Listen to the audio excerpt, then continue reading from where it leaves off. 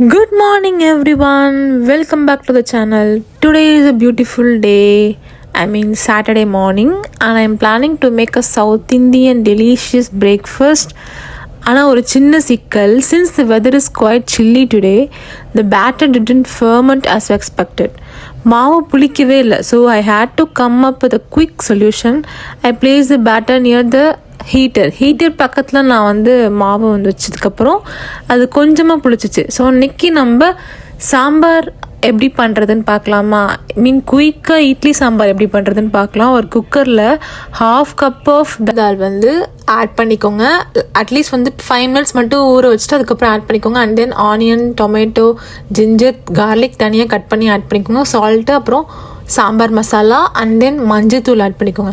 இது எப்படின்னா மல்லி, ரெட் சில்லி, ஜீரகம் எல்லாமே மிக்சியில் மிக்ஸ் பண்ணி நான் ஆட் பண்ணியிருக்கேன் இந்த மசாலா. குக்கர் க்ளோஸ் பண்ணுறதுக்கு முன்னாடி பெருங்காயமும் கொஞ்சம் ஆட் பண்ணிக்கலாம் அந்த சாம்பாரில்.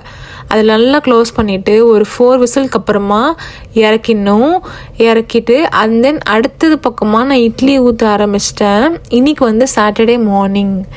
ஸோ எனக்கு சாட்டர்டே சண்டேனா எப்படி நான்வெஜ் எப்படி ஆசைப்படுறோமோ சாப்பிட்றதுக்கு, அதே மாதிரி கனடா வந்ததுக்கப்புறம் நான் இட்லி ஊற்ற தான் ஆசைப்பட்றேன். பிகாஸ் இட்லி இங்கே எனக்கு ஃபேவரட் டிஷ் ஆகிடுச்சு.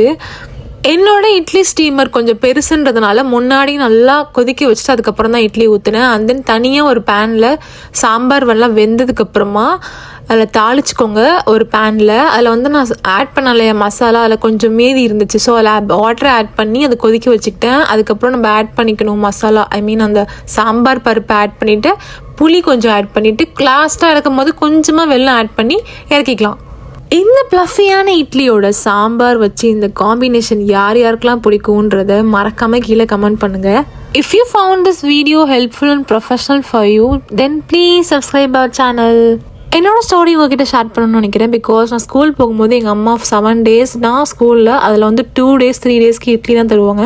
ஸோ அப்போல்லாம் எனக்கு தெரியல. பட் இப்போ நான் realising that idli is a god gift heaven.